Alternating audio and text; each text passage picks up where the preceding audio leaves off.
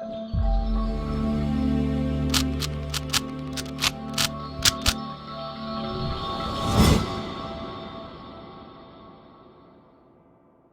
Guys, I hope you like my videos. If you like my videos please like share and subscribe our channel. आज हम लोग class 12th macro economics chapter 11 foreign exchange rate का part 3 और आखिरी part आपके साथ discuss करने जा रहे हैं. आज की जो वीडियो है, आज का जो टॉपिक है, उसमें आपको ये बताएंगे कि जो फॉरेन एक्सचेंज रेट फिक्स होती है वो बदलती कैसे है. या हमने ये पढ़ा था कि फ्लेक्सिबल एक्सचेंज रेट है या फ्लोटिंग, जो आपके पास फ्लोटिंग एक्सचेंज रेट कहलाता है, उसके अंदर जो एक्सचेंज रेट है वो डिमांड और सप्लाई के थ्रू जो है वो डिटरमाइन होता है. और हमने ये भी पढ़ा था कि फ्लेक्सिबल एक्सचेंज रेट के अंदर जो एक्सचेंज रेट है वो लगातार बदलती रहती है. तो क्यों ऐसा होता है कि बदलती रहती है?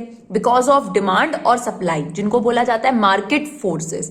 तो कई बार आपके पास इसके बारे में भी क्वेश्चंस आता है, तो किस तरीके से इसे डील करेंगे ये भी देखते हैं. तो सबसे पहले आपके पास हमने यहाँ लिखा है demand and supply of dollar, और यहाँ पे हमने लिखा है एक्सचेंज रेट या फिर प्राइस ऑफ डॉलर. मान लेते हैं इनिशियल डिमांड कर्व है हमारा D1, right. Initial demand curve है D1, जो कि हमारे डॉलर की डिमांड को शो कर रहा है, डाउनवर्ड स्लोपिंग. इसके बारे में हम पार्ट 2 में आपको बता चुके हैं. फिर आ जाइए सप्लाई कर्व. सप्लाई कर्व है आपका अपवर्ड स्लोपिंग. ये आपका फर्स्ट आपके पास सप्लाई कर्व है, initial supply curve.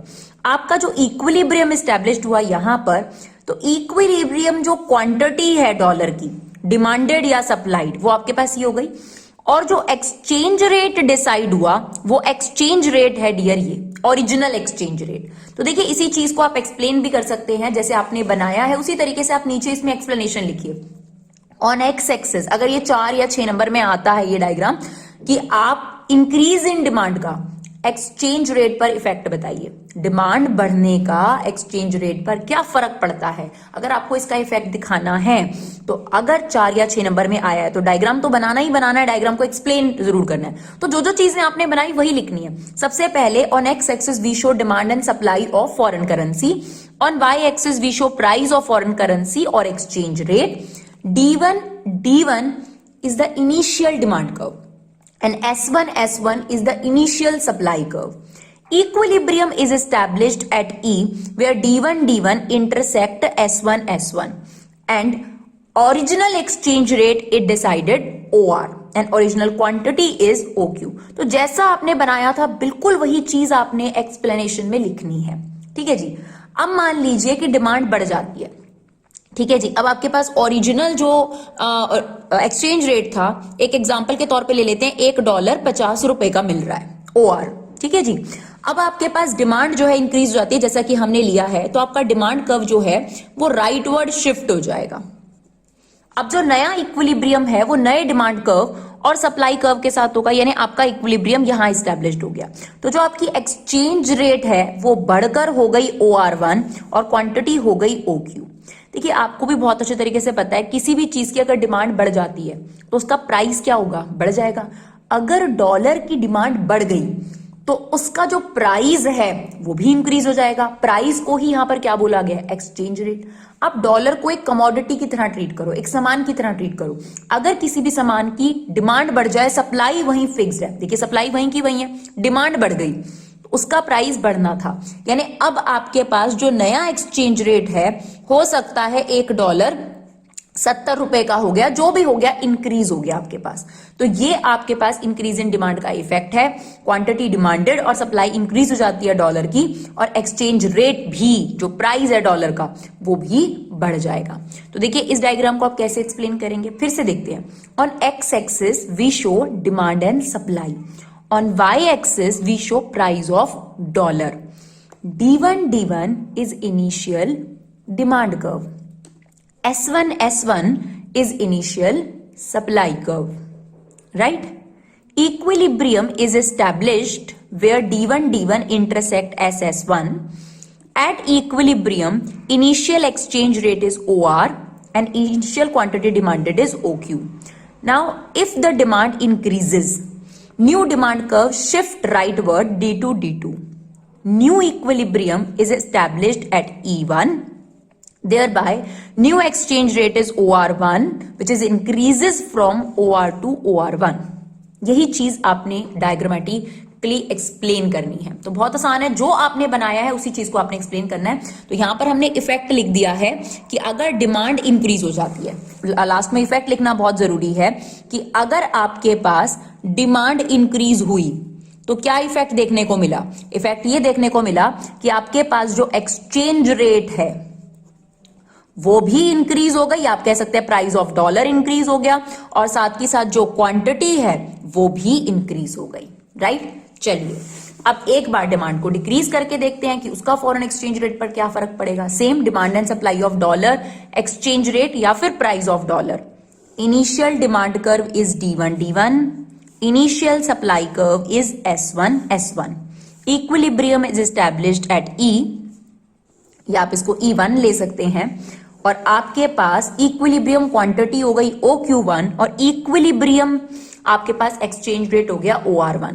Now demand decreases, अगर डिमांड डिक्रीज होगी तो लेफ्टवर्ड शिफ्ट जो है वो आपके पास डिमांड कर्व का हो गया, लेफ्टवर्ड शिफ्ट हो गया।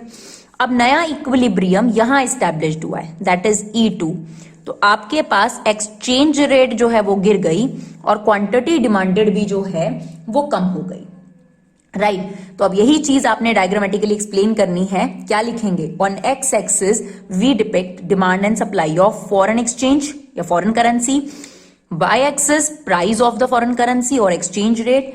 D1 D1 is initial demand curve, S1 S1 is initial supply curve. Equilibrium is established where D1 D1 intersect SS1 at point E1. At equilibrium E1, original exchange rate is OR1. Now if demand decreases, demand curve shift leftward and new demand curve is D2 D2.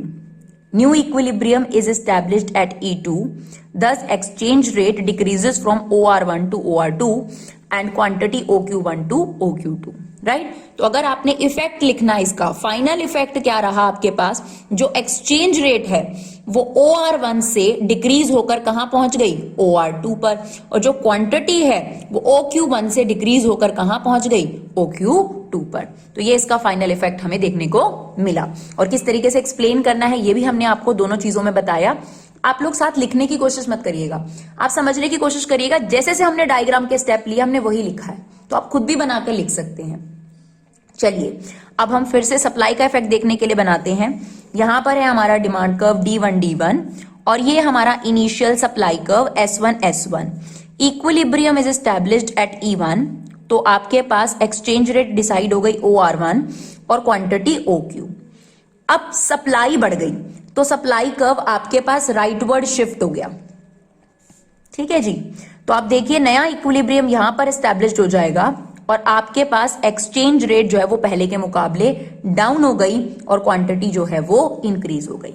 आप एक बात खुद सोचिए, अगर किसी चीज की demand वहीं की वहीं हो, सप्लाई बढ़ जाए किसी भी चीज की, चाहे प्याज को लेकर आप सोचो, उसकी सप्लाई बढ़ जाए तो उसका प्राइस क्या हो जाएगा, मार्केट में गिर जाएगा। यही डॉलर के साथ हुआ, डॉलर की डिमांड फिक्स थी लेकिन सप्लाई बढ़ गई तो उसका रेट क्या होना चाहिए था, कम, जो कि हमें यहां देखने को मिल रहा है।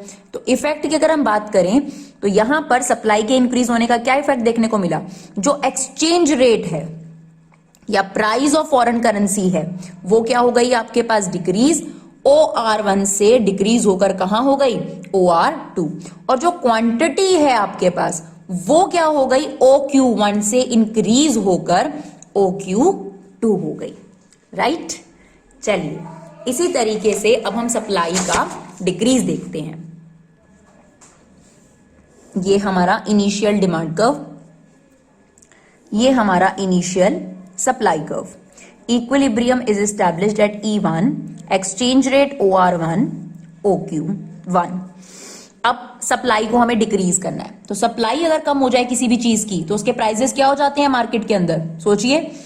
अगर डिमांड वहीं की वहीं है और प्याज की सप्लाई कम हो जाए तो उसके रेट क्या हो जाएंगे, डिक्रीज। तो सप्लाई आपका लेफ्टवर्ड शिफ्ट हो गया, नया एक्सचेंज रेट आपके पास यहां आ गया, आपके पास प्राइसेस क्या हो जाएंगे, बढ़ जाएंगे अगर किसी भी चीज की सप्लाई कम हो जाए, और क्वांटिटी ऑब्वियसली कम हो गई। अब हमने जो आपको एक्सप्लेनेशन दिया है, आई होप आपको समझ में आ गया। अब हम आपको एक डायग्राम का एक्सप्लेनेशन लिख के दिखा रहे हैं ताकि आप लोगों को दिक्कत ना हो। We show demand and supply of dollar या फिर foreign currency on X axis and price of dollar या फिर exchange rate on Y axis. D1 is the initial demand curve and S1 is the initial supply curve. Equilibrium is established at point E1 where exchange rate determined is OR1 and quantity OQ1. अब अगले paragraph में हम लिखेंगे if supply decreases, this leads to upward shift in supply curve. Now, new equilibrium is established at E2. फिर आप effect बताइए कि effect क्या हुआ आपके पास. एक्सचेंज रेट जो है यानी प्राइस ऑफ डॉलर जो है, प्राइस ऑफ डॉलर जो है वो आपको क्या देखने को मिल रहा है, इंक्रीज हो गया. और जो क्वांटिटी ऑफ डॉलर है या डिमांड ऑफ डॉलर है वो भी आपको क्या दिख रही है, सॉरी हाँ, आपके पास प्राइस जो है वो इंक्रीज हो गया और क्वांटिटी क्या हो गई आपके पास, डिक्रीज हो गई. तो इस तरीके से अगर ये आपका 4 या 6 मार्क्स का क्वेश्चन आता है तो आप इसे कवर करेंगे. मुश्किल नहीं है, आसान है. आप 11th क्लास में भी ऐसे क्वेश्चंस कर चुके हैं, माइक्रो इकोनॉमिक्स में ऐसे डायग्राम बना चुके हैं. फर्क सिर्फ इतना था, यहाँ फॉरेन एक्सचेंज के बना रहे हैं और वहां पर आपने कमोडिटी से रिलेटेड, मार्केट से रिलेटेड बनाया था. तो ये भी इसका एक बहुत इंपॉर्टेंट टॉपिक है अगर आप फॉरेन एक्सचेंज रेट की बात करते हैं. अब हम बात करते हैं, छोटा सा टॉपिक और है इसमें, फॉरेन एक्सचेंज मार्केट. देखिए कोई भी मार्केट का क्या मतलब होता है, जैसे आप लोगों ने फाइनेंशियल मार्केट पढ़ी तो वहां पर फाइनेंशियल यानी पैसे का सेल परचेज होता है, जैसे इक्विटी शेयर, प्रेफरेंस शेयर आप लोगों ने पढ़ा. इलेक्ट्रॉनिक मार्केट होती है तो वहां इलेक्ट्रॉनिक मार्केट का सेल परचेज होता है. कॉस्मेटिक मार्केट है तो वहां कॉस्मेटिक का सेल परचेज होता है. तो फॉरेन एक्सचेंज मार्केट क्या होगी, जहां पर फॉरेन एक्सचेंज को यानी फॉरेन करेंसी के बायर और सेलर मीट करते हैं. किसी भी मार्केट की यही डेफिनेशन होती है. तो फॉरेन एक्सचेंज मार्केट भी एक ऐसी मार्केट है जहां पर फॉरेन करेंसी को बाय और सेल किया जाता है. तो it is a market in which foreign currency are bought and sold. Buyer individual हो सकते हैं, फर्म भी बाय कर सकते हैं, ब्रोकर्स भी बाय कर सकते हैं बैंकों से. कमर्शियल बैंक आरबीआई से बाय करता है, पर जनरली अगर हम सेलर की बात करें तो कमर्शियल बैंक सेलर होते हैं या आरबीआई आपको सेल करता है, या जो ब्रोकर्स होते हैं जो आगे से बाय करके लाते हैं वो. तो अब जनरली बायर्स की बात करेंगे तो इंडिविजुअल इसमें मेन है, लेकिन अगर आप सेलर की बात करेंगे तो commercial bank, central bank, brokers, जो प्राइवेट इंस्टीट्यूट्स होते हैं वो भी करेंसी को बाय कर उसे थोड़े से चार्जेस के बाद उसको बेचते हैं मार्केट के अंदर.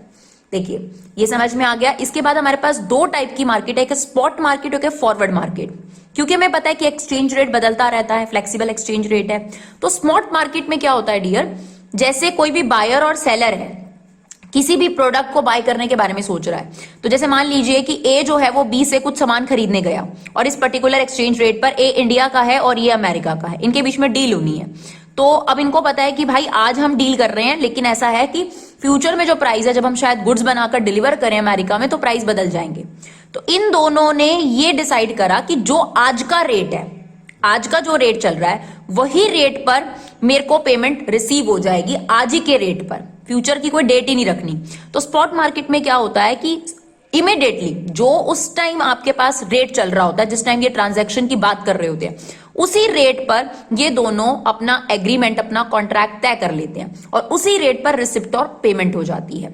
2 दिन के अंदर अंदर यहाँ पर जो अमाउंट है वो सेटल हो जाता है. स्पॉट मार्केट एक तरीके का डेली बिजनेस है. जो लोग डेली बिजनेस में इन्वॉल्व होते हैं वो स्पॉट मार्केट में जरूर मिलेंगे आप लोगों को. ठीक है, फिर आती है फॉरवर्ड मार्केट. फॉरवर्ड मार्केट में क्या है कि जहां पर एक फ्यूचर डेट फिक्स कर दी जाती है कि इस डेट पर इस प्राइस पर ही हमारा लेन देन होगा, राइट। मतलब इसमें क्या होता है कि जो डिलीवरी है गुड्स की या जो पेमेंट है वो आज नहीं होगी, लेकिन जो प्राइस चल रहा होगा, जो एक्सचेंज रेट है वो आज की हो जाएगी। तो एक्सचेंज रेट तो आपने आज की तय कर ली, लेकिन जो रिसिप्ट एंड पेमेंट है वो ऑन द स्पॉट यानी इमीडिएटली सेटल नहीं होगा, वो एक फ्यूचर डेट पर सेटल होगा। इसका फायदा ये होता है कि फ्यूचर में जो फ्लक्चुएशंस आएंगे रेट से, उससे जो ट्रेडर्स हैं वो बच जाते हैं। तो किसी का भी नुकसान हो सकता है उसके अंदर, तो बायर का भी सेलर का भी। तो दोनों ही एक एग्रीमेंट पे पहुंचते हैं कि एक काम करते हैं भाई कि ये रेट चल रही है मार्केट में $1.55 की, ठीक है, तो एक काम करते हैं हम लोग यही रेट फिक्स कर देते हैं, लेकिन जो सामान है वो 6 महीने बाद जो है डिलीवर होगा और पेमेंट भी आपको 6 महीने बाद रिसीव होगी, लेकिन इस रेट पर। इसको बोलते हैं फॉरवर्ड मार्केट। लेकिन स्पॉट मार्केट में क्या होता है, ये रेट चल रहा है, आज ही पेमेंट करो, आज ही सामान डिलीवर हो जाएगा। तो स्पॉट मार्केट में सब कुछ इमीडिएटली होता है, 2 दिन के अंदर सारा जो है ट्रेड जो है सेटल हो जाता है। लेकिन फॉरवर्ड मार्केट में क्या करा जाता है, आज की रेट लेकर, आज का प्राइस लेकर उस फॉरेन करेंसी का फ्यूचर की डेट पर अपनी एग्रीमेंट को निभाने की बात करी जाती है, राइट। तो हमें foreign exchange market I hope clear हो गया। अब ये जो फॉरेन एक्सचेंज मार्केट है इनके क्या क्या काम है। तो सबसे पहला तो ट्रांसफर फंक्शन। ट्रांसफर फंक्शन का मतलब है करेंसी को दूसरी करेंसी में कन्वर्ट करके देना, राइट। ट्रांसफर फंक्शन मतलब कन्वर्जन का काम। ये तो है ही है इस मार्केट में जो भी आपके पास यहाँ पर पार्टिसिपेंट्स हैं, चाहे वो कमर्शियल बैंक है चाहे ब्रोकर्स है, उनका मेन काम यही है कि उनको कन्वर्ट करके देना करेंसी को। क्रेडिट फंक्शन, कभी कभार जो फाइनेंशियल मार्केट के जो पार्टिसिपेंट्स हैं, लाइक कमर्शियल बैंक है या फिर और बैंक है या ब्रोकर्स हैं, ब्रोकर्स तो खास तौर पे कम, लेकिन जो बैंक है वो हमारे देश के बिजनेस को बढ़ावा देने के लिए कई बार बिजनेसमैन को क्रेडिट भी प्रोवाइड कर देते हैं फॉरेन करेंसी के तौर पर। फॉर एग्जांपल कि अगर किसी पर्सन ने अमेरिका से इंपोर्ट करना है, इंपोर्ट करके उस सामान को बनाकर एक्सपोर्ट करना है, तो हमारे देश में एक्सपोर्ट को बढ़ावा देने के लिए बैंक जो है वो इस पर्सन को इंपोर्टेड प्रोडक्ट खरीदने के लिए, कच्चा माल खरीदने के लिए क्रेडिट अवेलेबल करा रहा है, यानी क्रेडिट की पेमेंट उनके बिहाफ पर बैंक खुद कर रहा है। तो that is what credit function. तो ट्रांसफर यानी कन्वर्जन का काम, क्रेडिट फंक्शन मतलब उधार देने का काम, और सबसे इंपॉर्टेंट फंक्शन जिसमें कंफ्यूजन रहता है, हेजिंग फंक्शन। अभी अभी आपने एक फॉरवर्ड मार्केट पढ़ी थी, वही हेजिंग है। हेजिंग होता है रिस्क को रिड्यूस करना। कैसे? एग्रीमेंट जो निभाया जाएगा वो 6 महीने बाद निभाया जाएगा या 3 महीने बाद निभाया जाएगा, या 3 महीने बाद ए बी को सामान भेजेगा और बी ए को पेमेंट भेजेगा, लेकिन फ्यूचर में फ्लक्चुएट हो जाएगी रेट जो आज चल रही है। आज हमने डिसाइड करा है कि मैं तुम्हें इतने क्विंटल सामान भेजूंगा और तुम मुझे इतने पैसे दोगे, लेकिन जो आज हमने रेट तय करी है 3 महीने बाद क्या सोचो रेगुलर बेस पे बदल जाती है। तो उस रिस्क से बचने के लिए क्या करा गया इन दोनों ट्रेडर के बीच में, आज की जो रेट चल रहा था, जो करंट प्राइस चल रहा था, उसी पर बायर और सेलर जो है, एक्सपोर्टर और इंपोर्टर जो है, वो एग्री कर जाते हैं, जो कि फॉरवर्ड मार्केट में था आपके पास, कि फ्यूचर में कॉन्ट्रैक्ट निभाया जाएगा, लेकिन आज जो प्राइस चल रहा है उसी प्राइस पे दोनों ने डील डन कर दी। तो किसी को भी डरने की जरूरत नहीं है कि अगर फ्यूचर में प्राइस गिर गया या अप हो गया तो किसी एक का नुकसान जरूर पक्का था, तो वो वाली बात अब नहीं रहती है। तो हेजिंग में यही होता है, रिस्क रिड्यूस करने के प्रोसेस को हेजिंग कहा जाता है, और फॉरवर्ड मार्केट एक बहुत अच्छा एग्जाम्पल है हेजिंग का। तो आई होप डियर आप लोगों को ये वीडियो समझ में आया हो। अगर आपको ये वीडियो अच्छा लगा हो तो प्लीज इसे ज्यादा से ज्यादा शेयर करिए। Thank you so much guys for your love and support. Keep supporting Vibha classes.